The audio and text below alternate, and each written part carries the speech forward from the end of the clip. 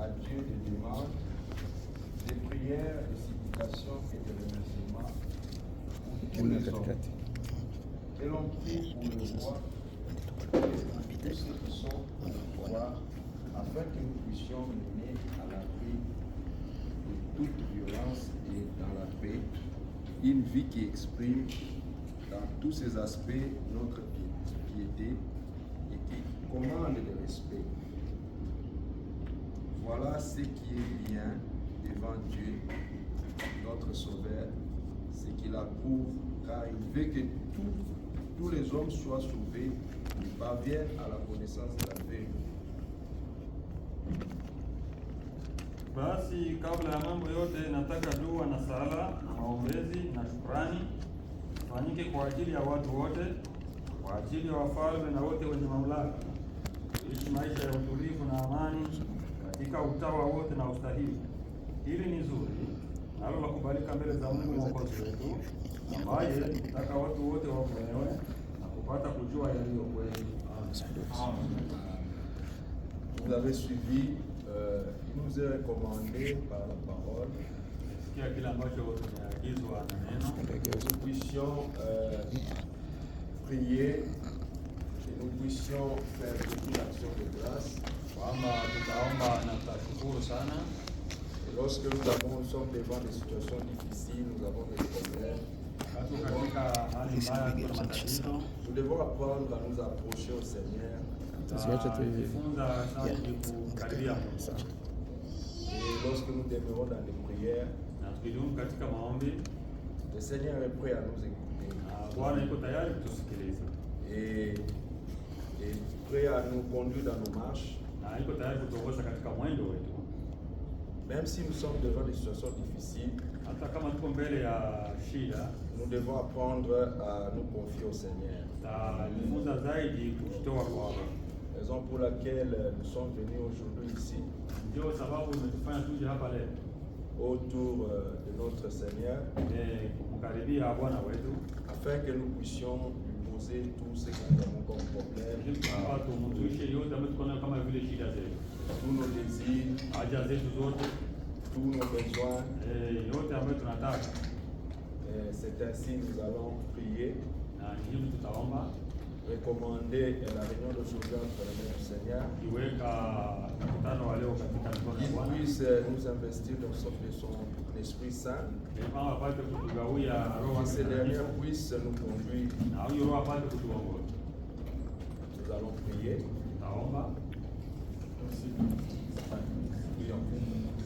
Seigneur Dieu,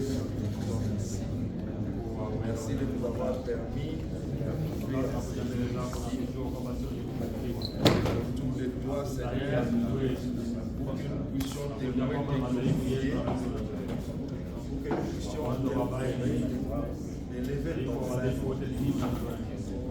Seigneur, toi qui sors les cœurs et les vies, tu connais les problèmes d'un de chacun de nous. Tu connais les besoins de tes enfants. Tu connais les désirs des uns et des autres. Seigneur, nous venons auprès de toi afin d'obtenir de toi la grâce. Ainsi, Seigneur, nous demandons à ce que le Saint-Esprit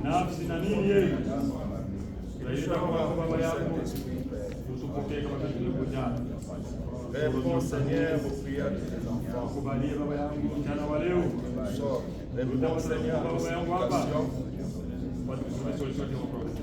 Père Céleste, nous voulons, Seigneur, marcher dans la vérité. Nous voulons que tu nous sois. Nous te disons merci, Père, pour cette occasion que tu nous offres. Dans les noms puissants de notre Seigneur Jésus-Christ,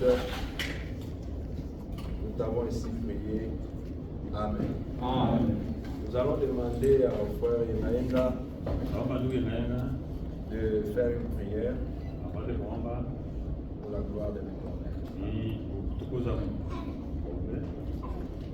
Mungu Baba yetu mkuu, tunasema tena asante kwa mchana mzuri tupatia leo. Asante kwa sababu kupendeza tukusanyike tena katika presence yako. Tunakuja upiedi rua, upiedi maître. Tunajua kwamba ndio nafasi tunapata solution ya probleme zetu. Amen. kupatia nafasi nzuri hii. Ukikumbuka kuna dada moja ambaye alikuja tena chini ya miguu yako, wakati dada yake alikuwa anashughulika katika maisha, eti akakuja kusema mbona dada yangu haaji kutumika kazi ili kwamba tutafutie chakula, lakini ukamwambia kusema kwamba alichagua nafasi ya mzuri kuwa chini ya miguu yako. Stebo na ndrua. Ndio maana tunakuja kwa nafasi, tunaamini kwamba hatutarudi kama vile tulikuja. Tunajiweka mikononi mwako. Yesu wangu aliahidi kwamba wale watatu wakusanyika kwa jina lako utakuwa katikati yao. Amen. Tunaamini kwamba katikati yetu. Kubali kila mmoja wetu arudi na baraka zako. Kwa jina la Yesu Kristo. Amen. Amen. Vous pouvez vous asseoir.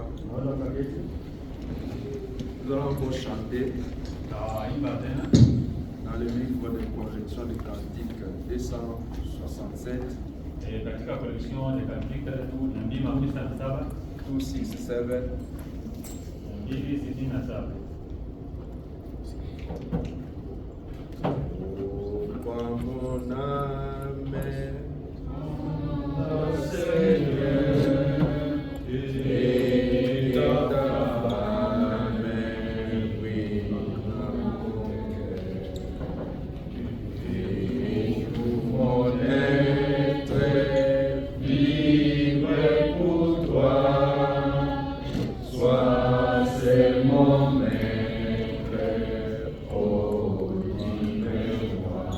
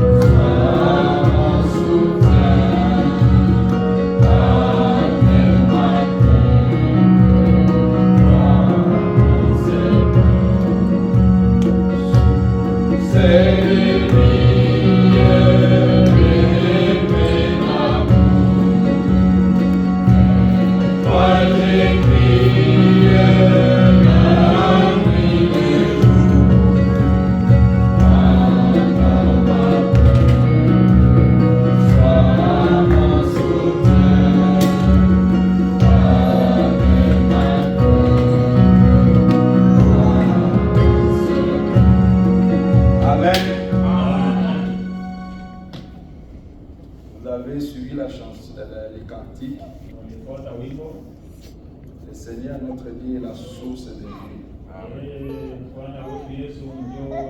C'est lui qui donne la paix. C'est notre Dieu d'amour.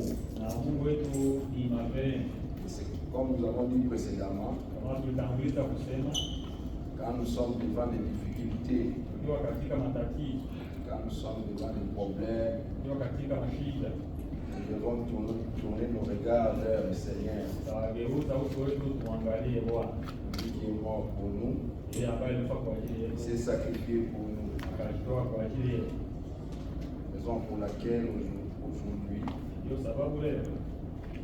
nous vous demandons de venir auprès de la croix, la grâce de se faire. Nous invitons notre frère Michael. Il va nous apporter quelques exhortations.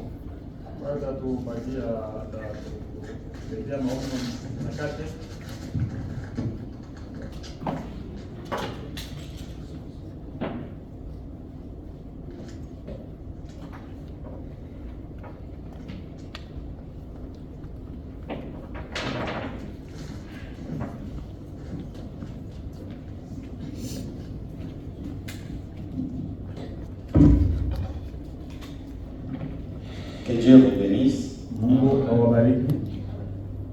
Nous allons encore chanter. Tutaimba tena.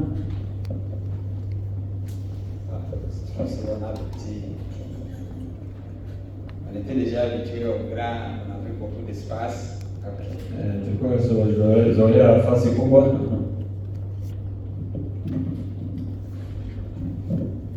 Mais Joseph, vous avez un petit cantique? Ndugu Yosefu na On wimbo peut chanter. ambao tunaweza kuimba. Ok, donnez-nous on chante. Tutaimba.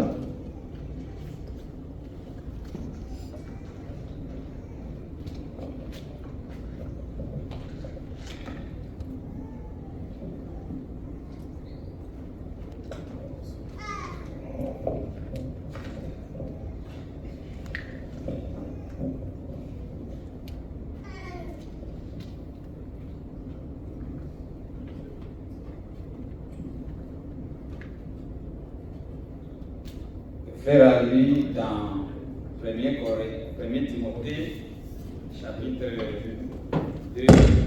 Ndugu alisomea katika Timotheo wa kwanza sura ya 2.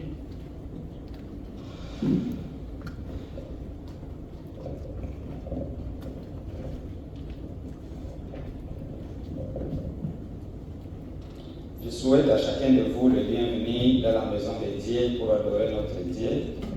Wakaribisheni nyote katika sehemu ya Mungu ili kwamba tumwabudu Mungu. C'est un moment un peu particulier.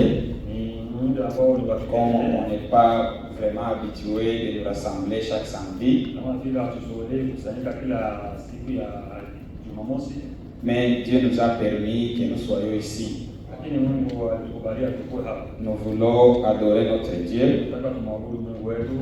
On avait prévu qu'on va commencer à 11h30 jusqu'à 15h30. Tulikuwa tumepangilia kwamba tutaanza na saa 5:30 hadi saa 9:30, Mais on va abréger. lakini tutafupisha Parce qu'on aura quelques causeries après qui sont aussi très importantes. kwa sababu kutakuwa na maongezi ambayo nayo ni ya muhimu. Et à ce sujet-là, on va aller d'une autre manière. Na kwa ile hali tutaenda mnamo hii. On va prendre 2 heures seulement. Tutachukua tu kama masaa mawili tu. Alors on va libérer les uns. Waachia wengine waende. Et nous, les groupes qui conduisent va rester pour parler. Na kundi ambalo linaongoza litabaki kwa maongezi. Que Dieu nous bénisse tous. Mungu akubariki sote. Frère Joseph. Ok, on va chanter. Taimba. Une portion de toi, une portion de toi, pour vaincre mon âme.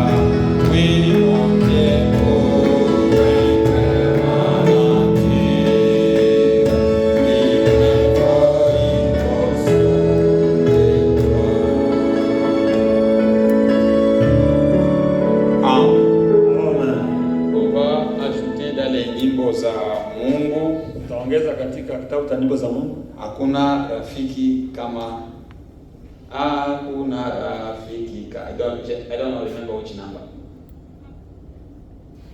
I think it will be 140. Okay. Hakuna rafiki kama Yesu, Yesu tu, Yesu tu. Wapi mwingine kutuokoa? Kweli Yesu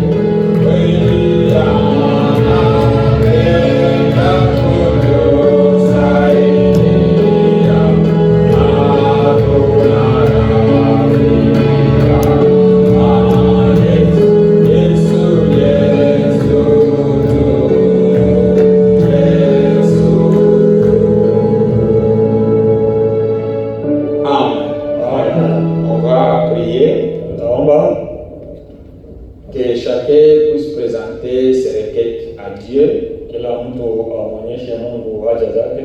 Si vous avez quelque chose sur ton cœur, présentez-les auprès de Dieu. Kama kuna kitu kwa moyo ukionyesha Mungu. Si vous avez des camps de difficultés, demandez que Dieu vous aide. Kama kuna hali ya matatizo ndio Mungu akusaidie. On va aussi se souvenir de la femme de notre frère Pierre.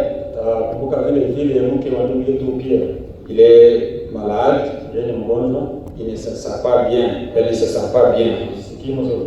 Elle a besoin de nos prières. Na haja ya maombi yetu. On va se lever pour que nous prions tous. Tasema ile kwamba tuombe sisi wote. Prions. Tuombe.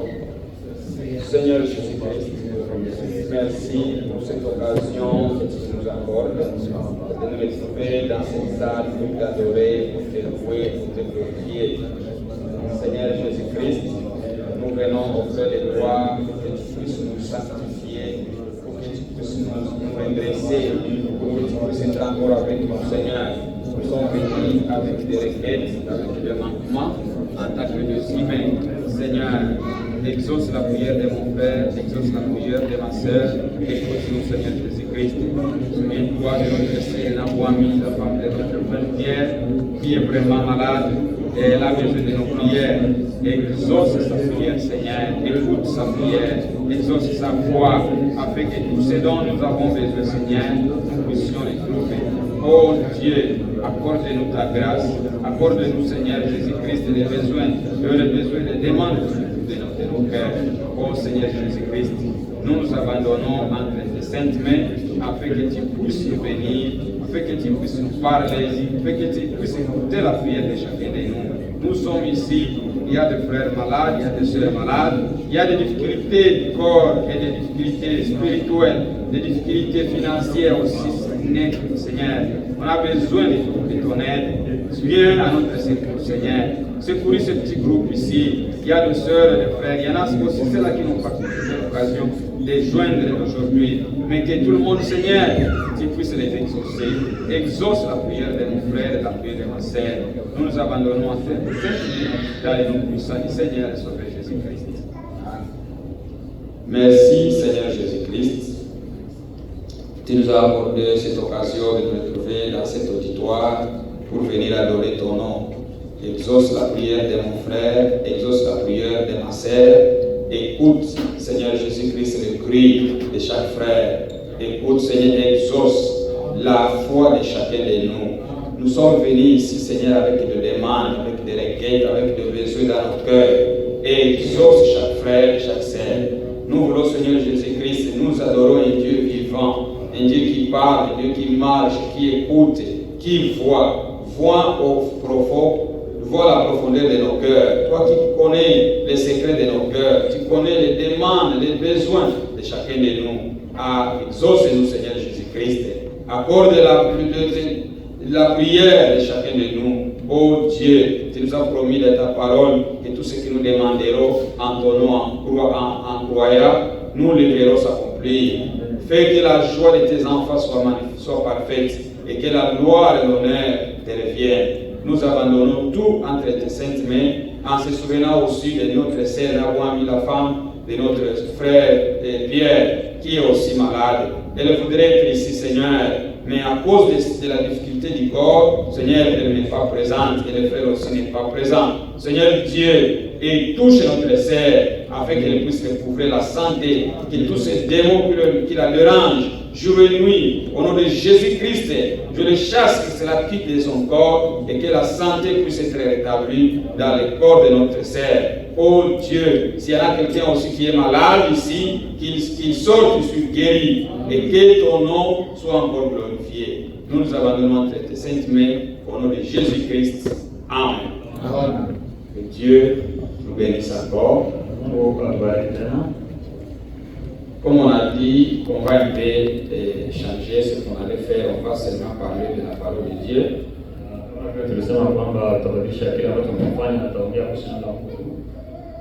On a quelques mises au point. On va un peu essayer une chose.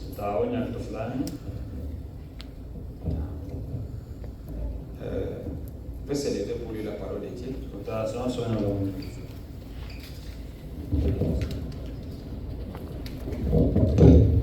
Nous allons lire dans Nombre chapitre 11. Donc on commence au verset, on va lire le verset 16 et le verset 17. Numbers chapter 11, verse 16 and 17, and then we'll read 24, 29, but on va lire d'abord 16 et 17. Nombre chapitre 11. Je dis ceci. L'Éternel dit à Moïse, assemble auprès de moi 70 hommes des anciens d'Israël, et ceux que tu connais comme anciens du peuple et ayant autorité sur lui, amène-les à la tente d'assignation et qu'il y présente avec toi, et qu'il s'y présente avec toi. Je descendrai et l'ange te parlerai, et je prendrai de l'esprit qui est sur toi et je le mettrai sur eux, afin qu'il porte avec toi la charge du peuple, et que tu ne la portes pas toi seul. Amen. Kisha Bwana akamwambia Musa, kusanyie watu 70 miongoni mwa wazee wa Israeli, ambao wewe wawajua kuwa ndio wazee wa watu hawa, na makida juu yao, ukawalete hata hema ya kukutania, wasimame huko pamoja nao. Nami nitashuka niseme nawe huko, nami nitatoa sehemu ya roho iliyo juu yako na kuiweka juu yao, na watachukua mzigo wa watu hawa pamoja nawe, ili usichukue wewe peke yako. Amen. Amen. On peut se mettre, on a déjà prié.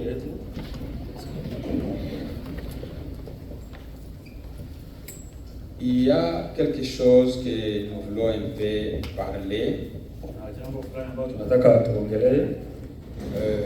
J'ai reçu des appels.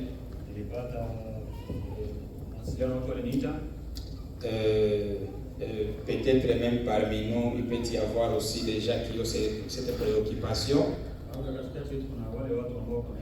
C'est pourquoi je voudrais que ce que je vais dire ici soit enregistré, parce que ça va aider même les gens qui ne sont pas venus. Et pour que les gens puissent encore le suivre après. Combien qui étaient à Bloomington? Ok. Étiez-vous bénis? C'était bien? Ok. On a déjà m'ont demandé, il y a même des gens qui m'ont appelé qui ne sont pas d'ici chez nous. M'ont dit, mais pourquoi êtes-vous parti à Bloomington? Ce sont des frères qui croient à la nouvelle lumière. Je les sais beaucoup. Alors j'ai vu qu'il est bon d'adresser cette question. Hier même au travail, il y a des gens qui m'ont appelé, me demandé, frère, nous savons que vous êtes dans la sainte doctrine. Comment est-ce que nous avons vu à Bloomington, nous avons vu prêcher là? Qu'est-ce qui s'est passé?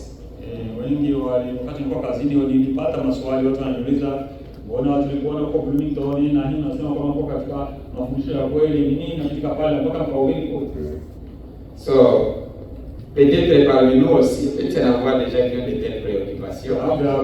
Je ne sais pas. Mais je vous dis que même les frères qui nous suivent en ligne peuvent aussi comprendre cela très bien aujourd'hui. Mais avant de procéder, nous avons notre frère Henry et sa famille. Il peut se lever, on a oublié de le présenter. Nous le connaissons comme frère Chichi. Il est là, il peut nous saluer. Sa femme. Amen. Je vous salue tous au nom de Jésus-Christ. Nous vivons à Seattle, Washington. Et nous avons voulu vous visiter aujourd'hui. et sa chère épouse est là. Amen. Dieu vous bénisse. On est ensemble depuis jeudi. Ils vont rentrer chez eux le lundi. On était ensemble au Malawi. On se connaît très bien. Ils sont à la maison. Yeah. Que Dieu soit loué. C'est pourquoi je voulais parce que les gens ont posé cette question. Je vais d'abord vous parler de la doctrine de la nouvelle lumière. C'est quoi? Où on appelle la foi, la grâce infinie. Dans un bon français, on dirait la grâce à bon marché.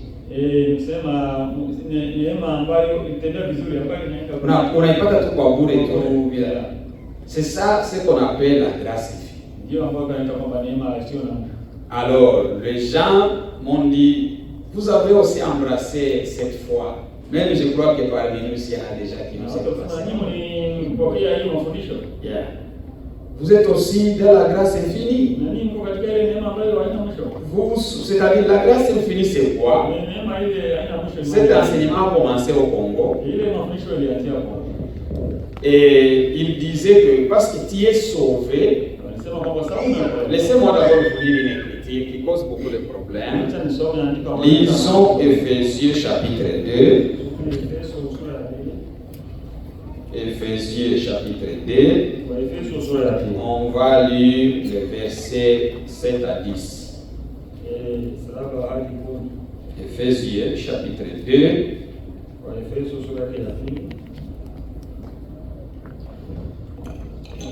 Verset 7 à 10. Il dit ceci. Afin de montrer, on commence seulement à verset 6. Il nous a ressuscités ensemble et nous a fait asseoir ensemble dans le lieu céleste en Jésus-Christ, afin de montrer dans les siècles à venir l'infinie richesse de sa grâce par sa bonté envers nous en Jésus-Christ. Amen. Frère, lisez d'abord ça.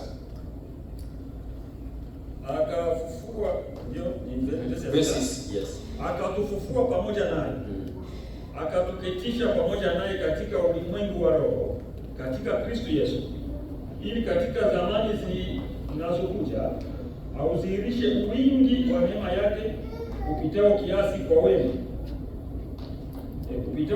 kwa wema wake kwetu sisi katika Kristo Yesu. Amen. Si vous avez vu le verset 7, il dit l'infinie richesse de sa grâce. Alors on dit, quand tu as reçu la grâce, alors peu importe ce que tu peux faire, tu es sauvé. Même si tu voles, même si tu commets adultère, même si tu fais n'importe quoi, aussi longtemps que tu es sauvé, tu as la grâce finie. Tu es candidat au ciel. Le verset 8 dit ceci. Car c'est par la grâce que vous êtes sauvés, par le moyen de la foi. Et cela ne vient pas de vous, c'est le don de Dieu.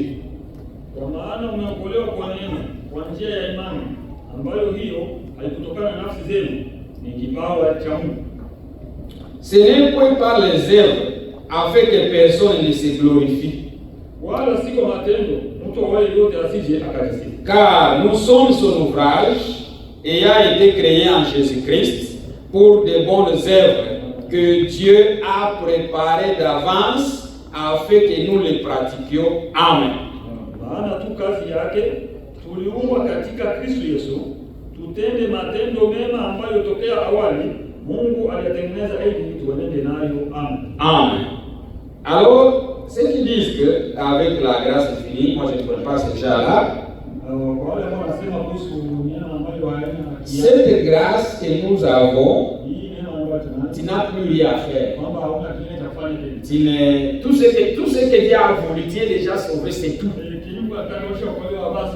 Nous croyons que nous sommes sauvés par la grâce. Tunaamini kwamba tumeokolewa. Et personne d'entre nous ici n'a fait quelque chose pour être sauvé. Na hakuna kenye mmoja wetu alifanya ili kwamba okolewe.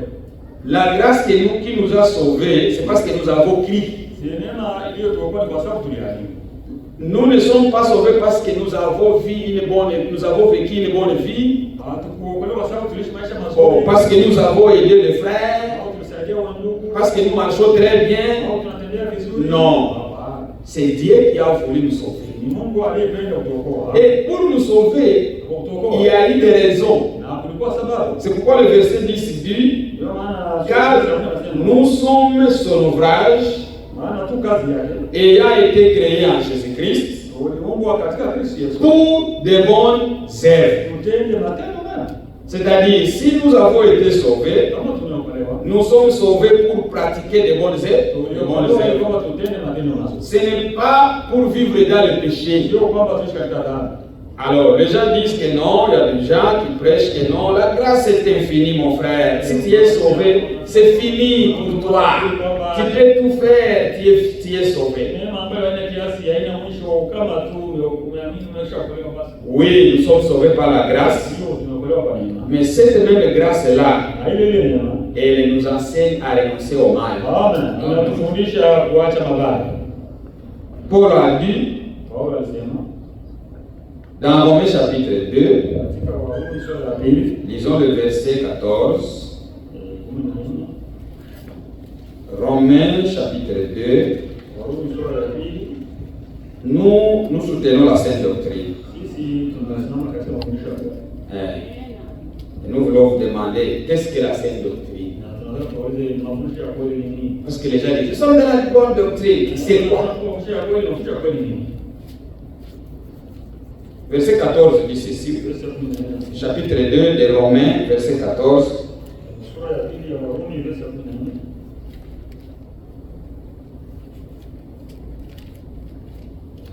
Quand les païens qui n'ont point la foi font naturellement ce que prescrit la loi, ils sont eux qui n'ont point la loi, une loi pour eux-mêmes. Ils montrent que l'œuvre de la loi est écrite dans leur cœur, leur conscience, en rendant témoignage à leurs pensées, s'accusant ou se défendant tour à tour. Kwa maana wote wa mataifa wasio na sheria wafanyapo kwa tabia zao yaliyo ndani ya Torati, hao wasio na sheria wamekuwa sheria kwa nafsi zao wenyewe.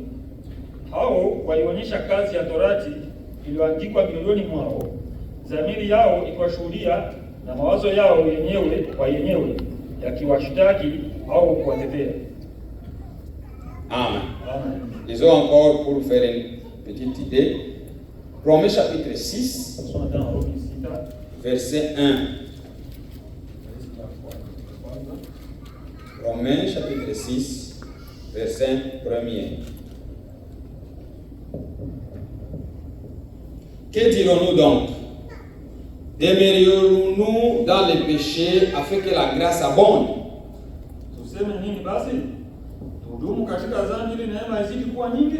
Loin de là. Nous qui sommes morts au péché, comment vivrions-nous encore dans les péchés? Amen. Amen. C'est-à-dire, nous sommes sauvés par la grâce. Et la grâce nous a enlevés, nous a fait quitter dans les péchés. Et nous ne pouvons plus vivre dans les péchés. Et quiconque pourra vous prêcher et dire que non, nous sommes sauvés par la grâce. Et même si tout ce que tu fais, tu es déjà sauvé, ça c'est un signe qui montre qu'il n'est pas sauvé. C'est un signe qui montre qu'il n'a pas trouvé la grâce. Écoutez ce que fait la grâce. Lisons Tite, chapitre 3. Non, chapitre 2. Chapitre 2, verset 11. Il est dit ceci. Car la grâce de Dieu, source de salut, pour nous tous, pour tous les hommes, a été manifestée. Je reprends. Car la grâce de Dieu, source de salut pour tous les hommes, a été manifestée. Elle nous enseigne à renoncer à l'impiété et aux convoitises mondaines et à vivre dans les siècles présents selon la sagesse, la justice et la piété, en attendant la bienheureuse espérance et la manifestation de la gloire du grand Dieu et de notre Sauveur Jésus-Christ. Mes frères. Maana neema ya Mungu iwaokoayo wanadamu wote imefunuliwa, nayo yatufundisha kukataa ubaya na tamaa za kidunia, tupate kuishi kwa kiasi na haki na utawa katika ulimwengu huu wa sasa, tukilitazamia tumaini lenye baraka na mafunuo ya utukufu wa Kristo Yesu, Mungu mkuu na Mwokozi wetu. Amen. Amen. C'est-à-dire, tous les hommes sont sauvés par la grâce. Et la grâce, ce n'est pas les œuvres ce n'est pas des bonnes œuvres que tu as fait. Dieu seulement a voulu te sauver. Qu'est-ce que la grâce? La grâce, c'est quelque chose que tu ne méritais pas qu'on t'a donné. C'est quelque chose que tu avais besoin, mais tu n'avais pas de moyens de les recevoir. Mais quelqu'un vient, il te les donne gratuitement.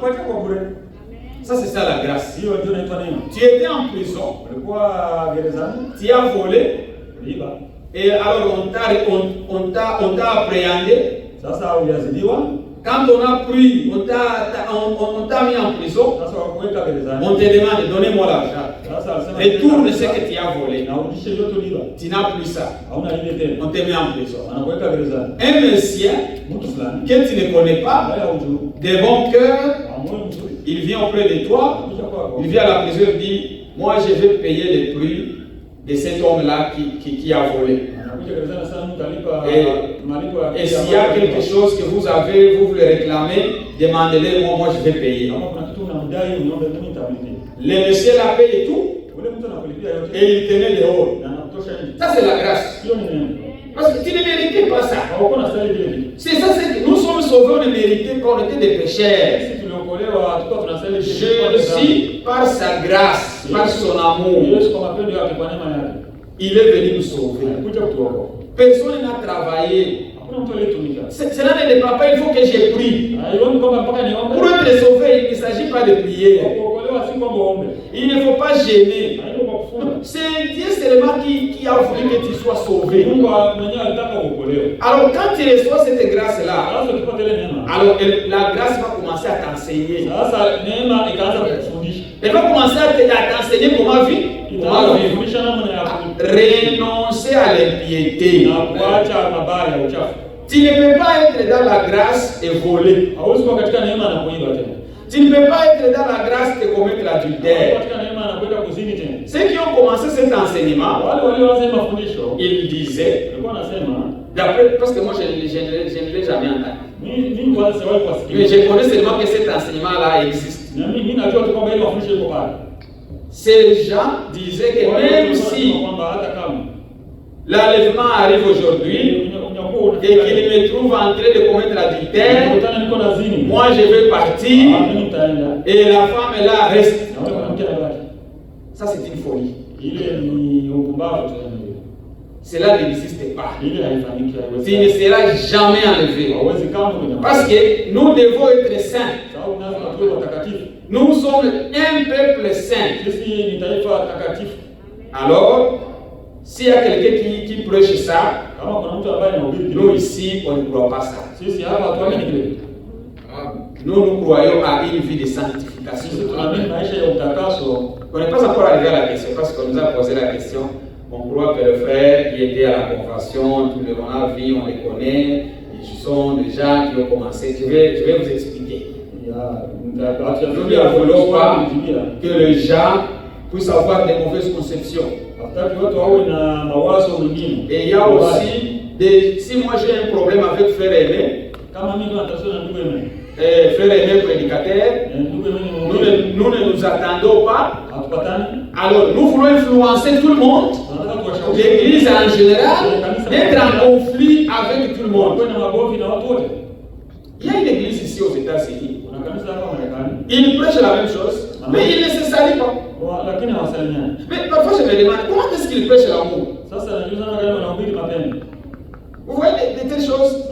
Ce sont des choses que beaucoup de gens ont introduites dans les messages. Et cela nous embrouille. Et voir même parmi les prédicateurs, les gens croient ça. Parce qu'il y a même parmi les prédicateurs qui m'ont dit, non, ils sont des nouvelles lumières. Je lui ai lu une écriture. On va le lire aussi. Lisons Jean chapitre 7. Jean chapitre 7. Et après, je vais vous expliquer ce que... Croyez-moi, mes frères, nous ne croirons jamais à cela.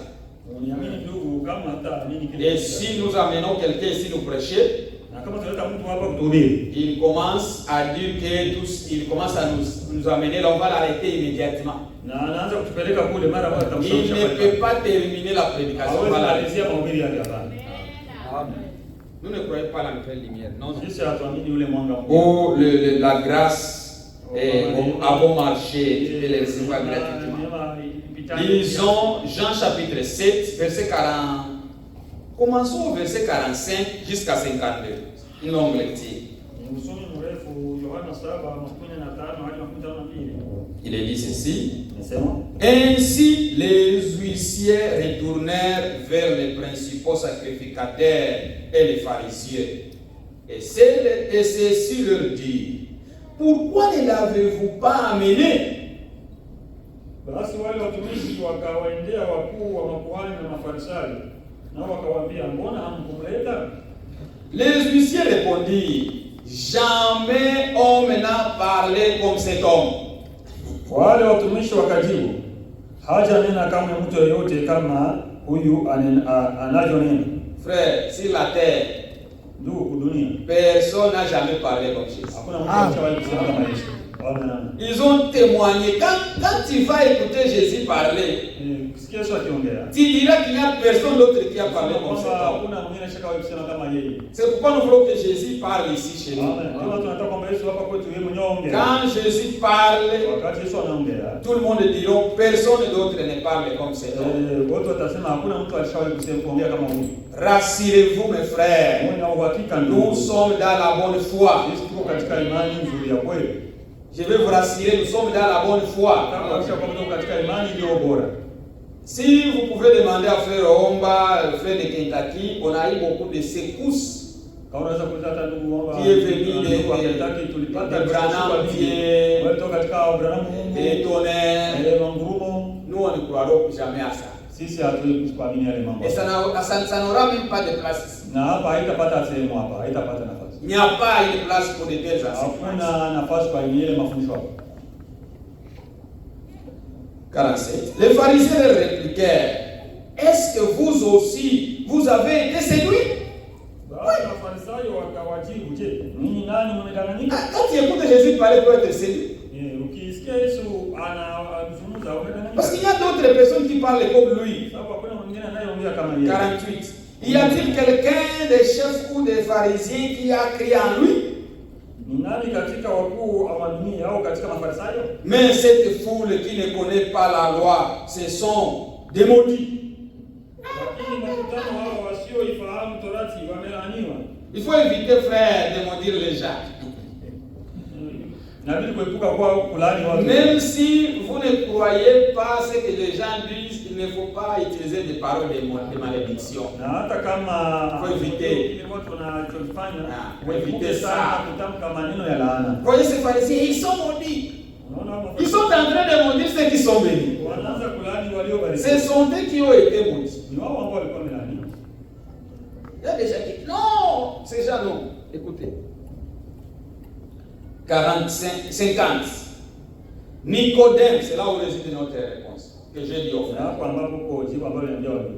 Nicodème, qui était venu de nuit vers Jésus et qui était l'un d'entre eux, leur dit, 51. Notre loi condamne-t-elle un homme avant qu'on l'entende et qu'on sache ce qu'il a fait? Akawambia Nikodemu, naye yule aliyemwendea zamani, maana ni mmoja wao. Je, torati yetu umhukumu mtu kabla ya kumsikia kwanza na kujua atendavyo? Il lui répondit, es-tu aussi galiléen? Examine et tu verras que de la Galilée il ne sort point les prophètes. Wakajibu wakamwambia, je, wewe nawe umetoka Galilaya? Tafuta ukaone ya kuwa kutoka Galilaya hakutokea nabii. Amen. Amen. Frère, il ne faut pas condamner si vous n'avez pas encore écouté. Tu ne peux pas commencer à dire, non, ces frères-là, ils sont de la nouvelle lumière. La question, tu les as déjà écoutés prêcher ça? Ne soyons pas très vite. Ici, que Dieu soit loué, frère Mwamba est venu ici, il m'a dit une chose quand on était à la voiture là. Il m'a dit, frère Mike, j'ai été béni. Ne vous attendez pas à nous. Ne vous attendez pas à nous. Vous nous faites comme si ne nous considérez pas plus que vous.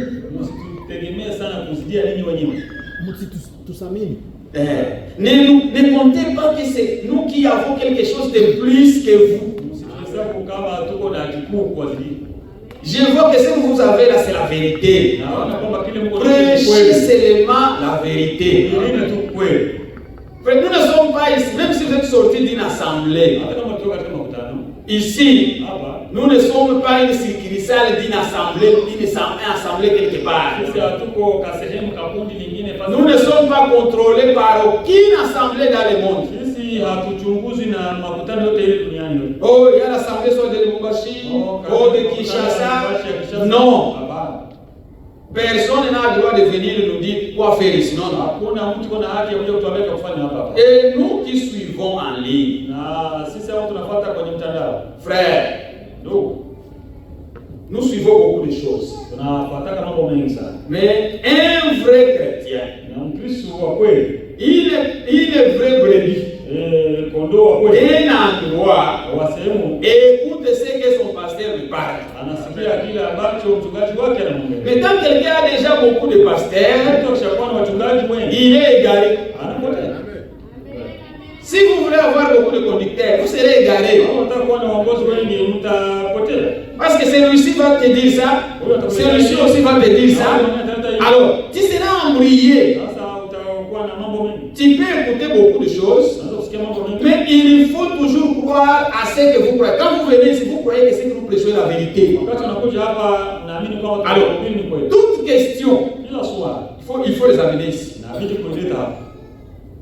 C'est ça la bonne marche d'une église. Mais vous écoutez, vous ramassez. Vous partez quelque part et vous ramassez. Alors, vous allez même ramasser des mauvaises choses. C'est pourquoi Nicodème a exhorté. Il a dit, notre loi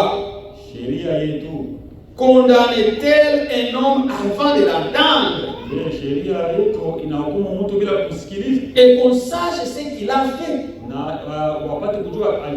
Avant de dire quelque chose, premièrement, il faut écouter les personnes, les gens là. Il faut que tu saches que vraiment ces gens sont dans cette position. S'il peut y en avoir que les gens, les frères, y étaient, mais ils ne le sont pas. Moi, j'ai causé avec les frères. Avant que le frère, toute personne que vous verrez venir ici prêcher et visiter, j'ai premièrement sondé Et je lui ai parlé en personne pour savoir, parce que ce qu'il va vous apporter, planter c'est facile. Mais déraciner ce qui a été planté, c'est un problème. Tu risques de déraciner même des bonnes semences. C'est pourquoi les frères, moi j'ai parlé. Ils n'ont pas ça. Même dans les prédications, si vous les écoutez. Frère Moïse nous a déjà prêché ici. Qui peut se souvenir quand le frère nous a prêché les premières critiques? J'ai lu la première critique que j'avais lue. J'avais lu titre, ce titre-là, chapitre 2. C'était pour susciter ce qui était dans le cœur. Parce que ça, c'est une critique qui fait une controverse. Si vous prêchez que non, la grâce est infinie. Tu peux tout faire. Oui, la grâce est infinie. Mais cette grâce ne nous permet pas de vivre dans le mal. C'est ça le signe qui montre que quelqu'un a trouvé la grâce. C'est quand vous vivez une vie sanctifiée. Mais quand vous vivez dans les péchés, vous méritez que vous êtes ça, c'est pas une grâce. La vraie grâce, elle va t'enseigner à vivre une vie correcte. Une vie qui évite les péchés. C'est ça. Moi, je ne crois pas que les frères, s'ils avaient ça, ils n'ont plus ça. Ils n'ont pas ça. Dans leur enseignement, on a des prédications, si vous le voulez, ce qu'on a eu là, c'était tout le monde qui était là. Moi, j'étais là. Si vous voulez suivre, tu peux suivre. Il condamnait les péchés. Je vais vous lire. Une bonne église. Quelles sont les prédications qui doivent être prêchées dans une bonne église? Frère Branham nous a fait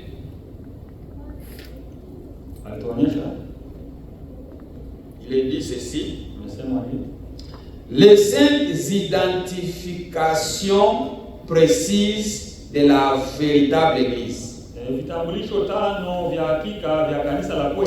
Une bonne église, il doit y avoir 5 choses qui identifient que cette église-là est bonne. Cette prédication a été prêchée au mois de septembre, le 11 septembre 1960.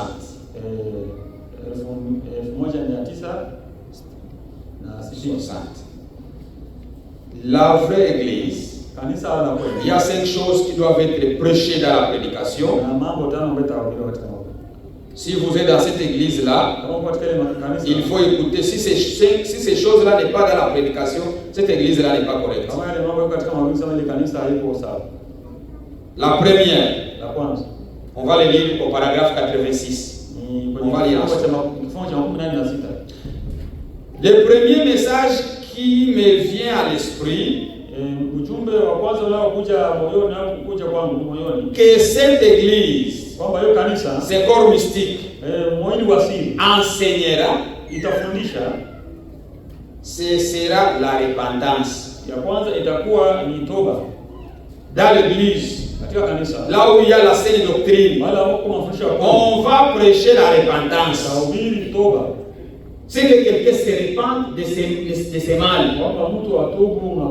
Si la repentance n'est pas prêchée, cette église-là n'est pas une bonne église. Cette église a des faux enseignements. Parce que la repentance n'est pas prêchée. On va insister que les gens se répandent. Que les gens changent leur voie. La deuxième chose qui doit être prêchée, nous devons mettre Jésus comme centre. Paragraphe 88 dit ceci: maintenant, Jésus est roi. Le deuxième message. Le deuxième message. Ndio ujumbe wa pili. Jésus est roi. Mfano Il est vivant yuko mzima au siècle des siècles. milele na milele au miaka na miaka. Si vous continuez à lire, dans la vraie église, Sio kanisa la kweli. Jésus-Christ doit être au centre de la Yesu grâce. ndio atakuwa yote ambayo inahubiriwa. Écoutez ce que dit la Bible. Sikia vile Biblia inasema. Lisons ça, ça c'est important. Luc chapitre 24. Luka 14.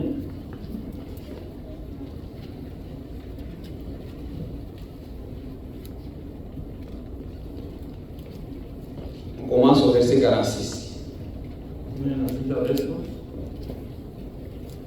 Frère, ne jugez pas avant d'écouter. Il faut d'abord écouter. Nous ne croyons pas à des fausses, à des vraies lumières. Non, non. Et je ne crois pas que les frères en pensent, sinon ils allaient les prêcher. Mimi siamini yale mambo ya mwanga mpya na sidhani kwamba watu wako katika mambo kama wametisha kuya. Ils n'ont pas ça, je peux témoigner. Hawana ile mambo wanaweza kushuhudia. Verset 46 dit, il est dit, ainsi il est écrit que le Christ souffrirait et qu'il ressusciterait de mort le troisième jour, et que la repentance et le pardon des péchés seraient prêchés en son nom en toutes les nations, à commencer par Jérusalem. Amen. Akamwambia, ndivyo ilivyoandikwa kwamba Kristo atateswa na kufufuka siku ya tatu, na kwamba mataifa yote watahubiriwa kwa jina lake habari ya toba na ondoleo la dhambi, kwanza tangu Yerusalemu. Amen. Amen. La repentance Toba et le pardon des péchés msamaha wa dhambi doivent être prêchés. hubiriwa. C'est dans l'église où vous dites qu'il y a cette doctrine. On On va parler sur la repentance. On va aussi parler sur le pardon des péchés. On va aussi mettre Jésus au centre. C'est pourquoi chaque église, là où vous entendrez que le frère Branham, le nom de Branham prend le centre dans la prédication, cette église-là n'a pas la sainte doctrine. Chaque église où Branham, son nom est beaucoup cité plus que le nom de Jésus, quelque chose est faux dans cette assemblée. C'est pourquoi nous ici, les noms qui est au-dessus de tous les noms, c'est le nom de Jésus-Christ. Jésus-Christ est notre roi. Il est notre sauveur. Il est notre rédempteur. Il est au centre de tout. La vraie église doit présenter Jésus comme étant le seul centre de leur vie. Et quand un prédicateur vient ici, il ne met pas Jésus au centre. Il faut l'arrêter. Il va vous tuer. Si frère Franck devient le centre de notre prédication, cette église-là est dans l'erreur. Frère Franck ne peut pas être chaque fois Franck a dit, Franck a dit, Franck a dit, Franck a dit, Branham a dit, Branham a dit. Non! De telles églises sont dans l'erreur. Le centre de la prédication, c'est Jésus-Christ. Le centre de la foi, c'est Jésus-Christ. Et une vraie église doit ramener Christ au centre. Approcher les gens avec Jésus-Christ. En prêchant la repentance au nom de Jésus-Christ. En disant aux gens que Jésus-Christ est sauveur. Il est notre roi. Il est celui qui va nous amener au ciel. Branham, c'est un homme de Dieu. Et l'église où Branham, il ne reconnaît pas que Branham est prophète, ils sont dans les rêves. Nous, dans cet âge, Branham est l'homme que Dieu a donné la parole pour révéler, pour nous sauver. la révélation que Dieu lui avait accordée, c'était pour nous amener à Christ. Alors, il est le prophète de l'âge de la Odyssée. Vous devez voir ça pour être sauvé. Il y a une écriture ici pour le prophète.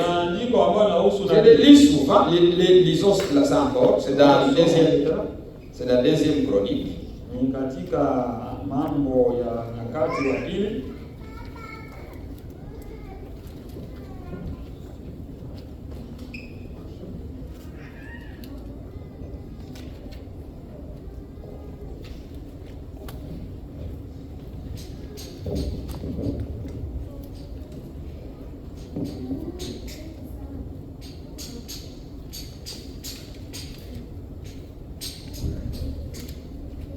Dans deuxième chronique, chapitre 20, verset 20.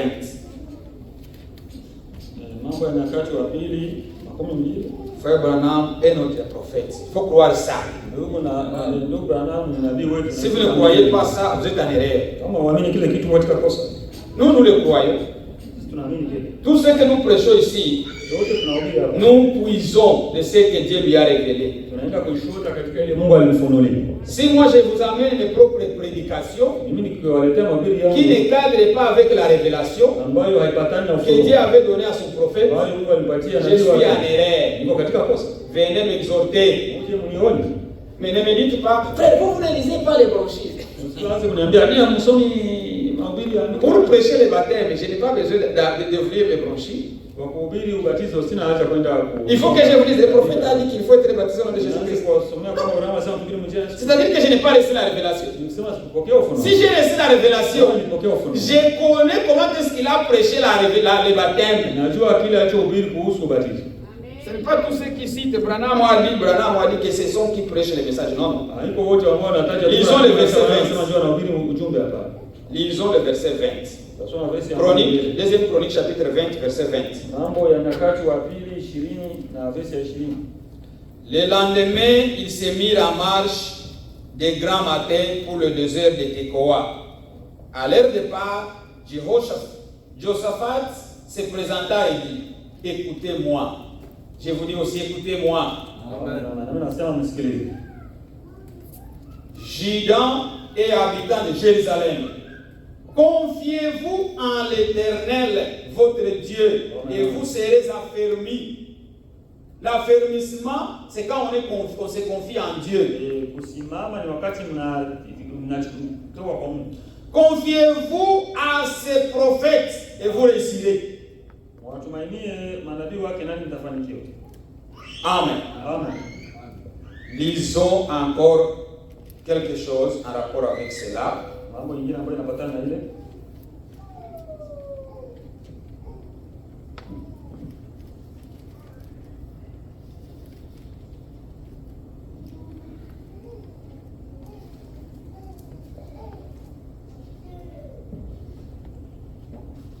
Lisons de Amos. Je pense que c'est Amos.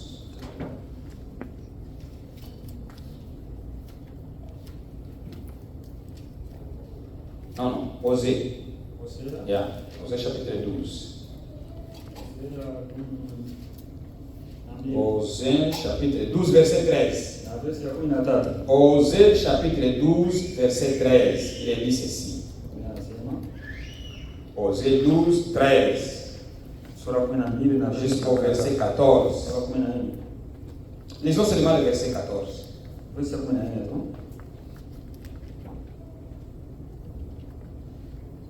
Les autres. Jacob s'enfuit au pays d'Aram.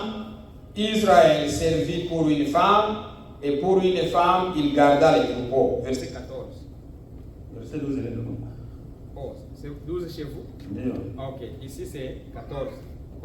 Na Yakobo alikimbia mpaka Padam Aram, na Israeli alitumika apate mke, ili apate mke alituma kondoo. Par un prophète, l'Éternel fit monter Israël hors d'Égypte. Et par un prophète, Israël fit garder. Na kwa nabii Bwana alimtoa Israeli katika Misri, na kwa mkono wa nabii alihifadhiwa. Amen. Amen. C'est-à-dire, pour que Dieu sauve son peuple, ili kwamba Mungu aokoe watu wake, il a utilisé un prophète. alitumia nabii, Et pour les garder, na kwa kuwalinda il les garde par un prophète. anawalinda kupitia nabii. Pour que Dieu nous sauve dans la Ili Odyssée, kwamba Mungu atoke katika Laodikia, Dieu a utilisé un prophète. Mungu alitumia nabii, Et pour que nous soyons gardés, ili kwamba nous tulindwe, devons être gardés par un ili prophète. kulindwa na nabii. C'est-à-dire la révélation du prophète, Sema ufunuo wa c'est ça ce qui nabii nous garde. ndio ambayo inatuchunga sisi. c'est pourquoi Ndio maana nous devons tout faire tufanye yote Pour être gardés dans les prophètes. kulindwa na nabii. C'est pourquoi nous croyons que notre frère Branham est un prophète. Ndio tunaamini kwamba ndugu Branham ni nabii, Croyez ça aussi. na ninyi mwamini vile. Lisez les prédications de frère Branham. Msome mahubiri ya ndugu Branham, Écoutez ça. msikilize. Et aussi, Na pia nous croyons au ministère de notre frère Frank. tunaamini huduma ya ndugu yetu Frank. Notre frère Frank, Ndugu yetu Frank il n'est pas prophète. sio nabii, Il avait un ministère d'enseignement. alikuwa na huduma ya kufundisha, C'est ça ce que Dieu lui a donné. ndio kenye Mungu alimpatia. Alors nous ne les élevons pas. Hatuwapandisha au kuwainua, Non, non, nous les gardons dans leur position. tunawaacha katika nafasi yao. Alors c'est pourquoi nous Ndio maana sisi croyons à la parole de Dieu tunaamini neno la Mungu selon les révélations que Dieu avait données à son prophète. kufuatana na ufunuo ambao Mungu alipatia nabii wake. même notre frère Frank dit, Hata ndugu yetu Frank si Dieu anasema n'avait pas envoyé frère Branham, kama Mungu je hangetoa n'aurais pas de Singa ministère. alikuwa na huduma mingi. Parce que lui aussi était dans les dénominations. Sababu tena alikuwa katika Il ne madhehebu. connaissait pas que le vrai baptême était au nom de Jésus. Il a été baptisé deux fois aussi. Hakuwa anajua kwamba ubatizo wa kweli ni Yesu Kristo, naye alibatizwa mara ya pili tena. Comme nous, moi aussi et tous certains d'entre nous ici. Na kama vile mimi na wengi katika N'est-ce pas, frère, vous avez baptisé deux fois. tulibatizwa mara Vous pili. étiez baptisé dans les, et après ici. Tulibatizwa hivi na huku tena tukabatizwa. Personne ne savait pas ça. Sisi watu hakuna mtu alikuwa anajua kile. Personne ne savait que la Sainte Seine, la communion doivent être faits le soir. Hakuna mtu alikuwa anajua kwamba Personne ne savait itafanyika pas. usiku. C'est jusqu'à ce que Dieu a envoyé son prophète Mpaka wakati ambapo Mungu alituma dans nabii le wake monde entier. dunia nzima. Tout le monde ne savait pas ça. Hakuna mtu alikuwa anajua kile kitu. Tout le monde savait que même les femmes pouvaient prêcher. Kila mtu alikuwa anafikiria kwamba hata mwanamke anaweza kuhubiri. Moi qui est ici, je l'ai ordonné. Na mimi niliwabariki hata na kuwabariki na kuwaruhusu. Il y a certaines choses qu'on a même honte de dire. Kuna mambo Parce que mengi ça fait hayakuongea honte. kwa sababu ni haya. Mais nous étions dans ces erreurs-là. Tulikuwa katika ile makosa. Mais quand la lumière a jailli, Wakati mwanga ulitoka. on est sorti. Ulitoka. C'est ça la grâce. Hiyo ndio neno. Dieu nous a aimés Mungu alitupenda. et il nous a témoigné sa grâce. Na Il nous a akatuokoa upendo sauvés wake akatuokoa. pour vivre sa vie. Ili kwamba kuishi maisha yake. Alors, Kwa hiyo nous avons besoin de ce ministère. tuna haja ya hii huduma. Pour aller au ciel, Kwenda mbinguni. nous devons croire au ministère de Frère Branham. Inabidi kuamini huduma ya ndugu Branham. Le ministère de Frère Frank, Na huduma ya ndugu c'est Branham de nous enseigner de garder le message de Frère Branham sans tâche, sans rite. ni kutufundisha kuchunga ujumbe wa Branham bila mkunjo na bila taka. De comprendre qu'est-ce que est le message. Ili kutuelewesha ni nini ujumbe. Frère, si aujourd'hui, Ndugu, kiwa leo nous disons que nous sommes dans la saine doctrine, tunasema watu katika mafundisho c'est ya parce kweli. que Dieu a envoyé le ministère Kwa d'enseignement. sababu Mungu alituma huduma ya walimu. Oui. Ndio. On a des tonnerres, Kuna ngurumo, on a ce que nous disons, les nouvelles lumières sont kuna là. mambo ambayo yanazungumzwa juu ya mambo. Il y a ceux qui se disent Jésus est déjà venu. Kuna watu ambao wanasema On a beaucoup de tendances. Una njia nyingi nyingi. Le seul endroit où la vraie parole est prêchée, Sehemu moja kwenye neno ce linahubiriwa. sont les gens qui ont reconnu le ministère d'enseignement. Wale ambao waliitika huduma ya Et si walimu. vous ne les reconnaissez pas, Na kama mtambui, vous serez en erreur. mtakuwa katika kosa. Parce que vous allez toujours dire Branham a dit, Branham a dit, Branham a dit. Et vous ne saurez pas ce que Branham a dit. Lakini wale ambao kile Branham alisema. C'est pourquoi nous ici, Ndio maana si hapa. nous reconnaissons ce ministère. Tunatambua ile huduma. Et nous nous associons avec toute personne Na tunaungana na kila mtu qui soutiennent la vérité. ambaye anashikilia kweli. Si quelqu'un soutient la vérité, Kama mtu il anashikilia prêche la vérité, anahubiri kweli, nous sommes avec eux. tuko pamoja nao. Ils sont nos frères Ndugu zetu et ils sont nos sœurs. dada zetu. Et s'il s'agit de communier, Na kama on va ushirika, communier avec eux. tunaungana nao. Frère, si quelqu'un était pécheur il y a 2000 ans, Kama mtu alikuwa mwenye dhambi, laissez-moi miaka vous dire, 2000. quelqu'un m'avait appelé un jour, Na mtu aliniita me demandait à propos d'un frère. aniuliza kuhusu fulani mtu On vivait ensemble. ambaye tulikuwa tunaishi naye. Comment est-ce que vous connaissez ce frère? Huyu ndugu namjuaje? Il est honoriste. Yeye ni wa Ngurumo. Je lui ai dit, Nisema nous nous sommes séparés avec le frère il y a 9 ans. tuliachana na ndugu miaka 9. Je ne l'ai jamais vu. Sijamuona tena. Je n'ai rien à témoigner contre ce frère. Sina cha kushuhudia kuhusu Frère, ndugu. si vous avez connu quelqu'un il y a 20 ans, Kama unajua mtu miaka 20, ne pensez pas qu'il est encore le même. usifikiri angali ule ule. Pour vous donner mon témoignage, il faut encore l'écouter. Kwa kutoa ushuhuda mzuri na tena msikilize. Il faut encore écouter ce frère-là. Msikilize ule ndugu tena. C'est pourquoi, en bref, pour terminer ici, Kama kwa kifupi kumalizia. nous ne croyons pas à ça. Sisi hatuamini ile mambo. Et les frères Na ndugu que moi j'ai connus, ambao niliwajua les frères de Bloomington, kwa Bloomington ils prêchent la vérité. wanahubiri kweli. Moi je le dis d'un cœur sincère et Dieu connaît. Ils prêchent la vérité. Wanahubiri kweli. Ils sont nos frères. Wana ndugu zetu. Ne vous limitez pas, s'il y a eu quelque chose que vous avez entendu, il faut le dire, frère Mike nous a témoigné qu'ils sont nos frères. Usisimamie kile ambacho labda umesikia, lakini mjue kwamba ndugu Mike washuhudia kwamba ni ndugu zetu. Il peut changer. Wanaweza badilika. Tout comme nous aussi nous pouvons changer. Kama vile sisi. Comme toi aussi tu peux changer. Kama unaweza badilika. Tout homme peut changer. Kama unaweza badilika. S'il change, on va aussi changer notre position. Na sisi tutabadilisha msomo wetu kwa. S'il y a quelque chose qui entre dans leur prédication, Kama kuna kitu qui est mauvais, ambayo ni kibaya, on va se retirer. tutaondoka kwa. Ils ne nous donnent pas. Nous, même aller là, c'est vous, c'est une volonté. Hata kwenda kule ni Personne n'est forcé d'aller là. hakuna mtu anashughulika kwenda kule. Ici, c'est chez nous. Hapa ndio. Ça, c'est notre église. L'église de Bloomington n'est pas notre église. Tous Tous ceux qui viennent nous prêcher ici, wana mtu tuhubiri hapa. d'ailleurs, une église, là où il y a beaucoup de visiteurs, ne grandit pas. Ambayo iko na wageni wengi haiwezi komana.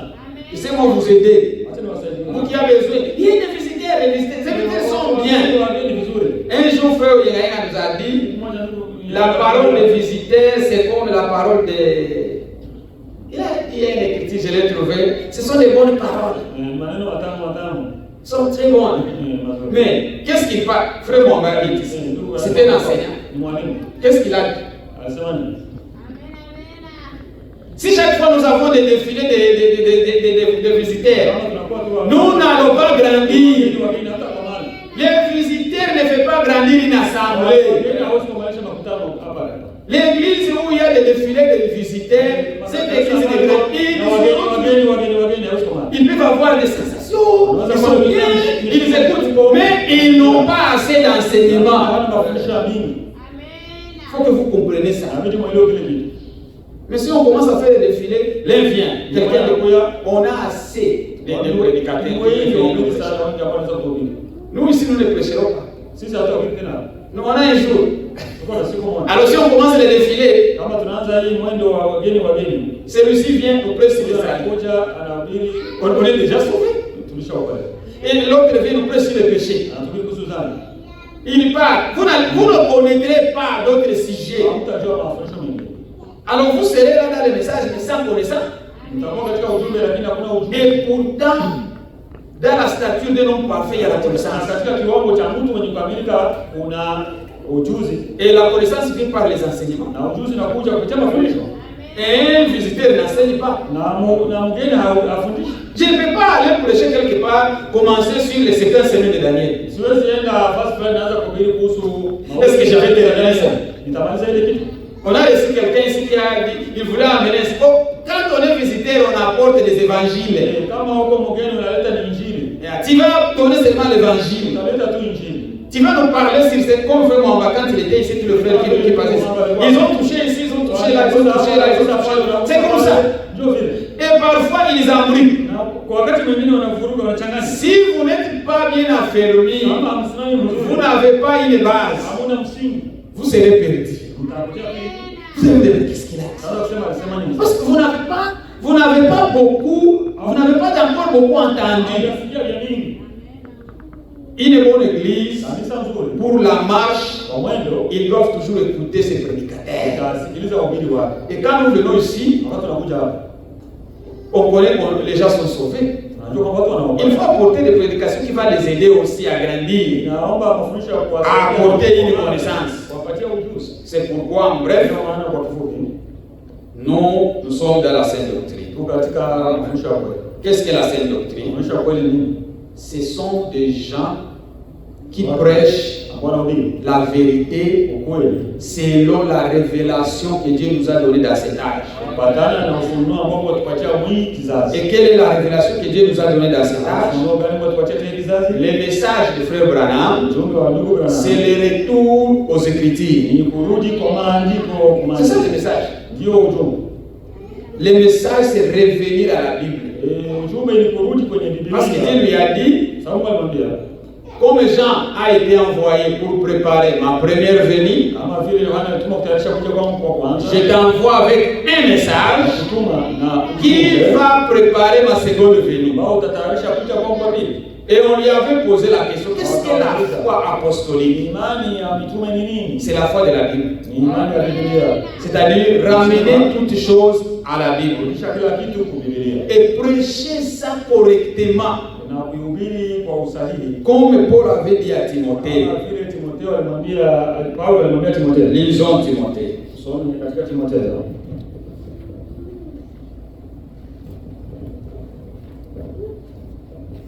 Paul a dit à Timothée, deuxième Timothée,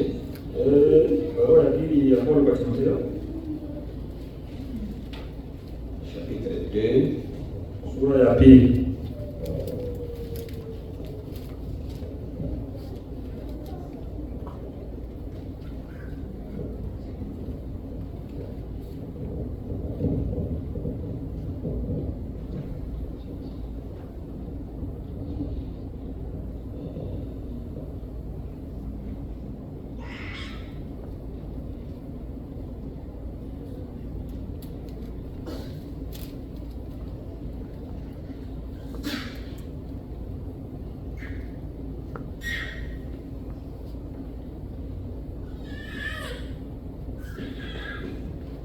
lisons le verset 2.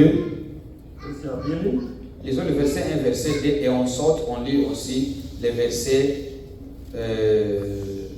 14 et 15. Écoutez. Toi donc, mon enfant, fortifie-toi dans la grâce qui est en Jésus-Christ. Et ce que tu as entendu de moi en présence de beaucoup de témoins, confie-les à des hommes fidèles qui soient capables d'enseigner aussi à d'autres. Basi wewe mwanangu, wewe hodari katika neema iliyo katika Kristo Yesu, na mambo yale uliyoyasikia kwangu mbele ya mashahidi wengi, hayo wakabidhi watu waaminifu watakaofaa wafundisha na wengine. Il faut qu'on enseigne quelqu'un qui seront aussi fidèles à enseigner d'autres. Verset 14. Rappelle ces choses en conjurant devant Dieu qu'on évite les disputes des mots et qui ne servent qu'à la ruine de ceux qui écoutent. Wakumbushe mambo hayo ukiwaonya machoni pa Mungu, wasiwe na mashindano ya maneno ambayo hayana faida bali huharibu wasikiao. Frère, il ne faut pas avoir des discussions, surtout vous. Il ne faut pas discuter sur la parole de Dieu. Si quelqu'un vous apporte quelque chose, amenez-lui. Dites-nous, va voir notre conducteur. On a des prédicateurs. Tu as besoin de leur numéro? On va parler. Parce qu'il y a d'autres choses qui veulent seulement ruiner les gens, les cœurs. Ça va détruire. Tu vas commencer à raisonner. Et c'est là où vient la haine. Il ne faut pas haïr les gens.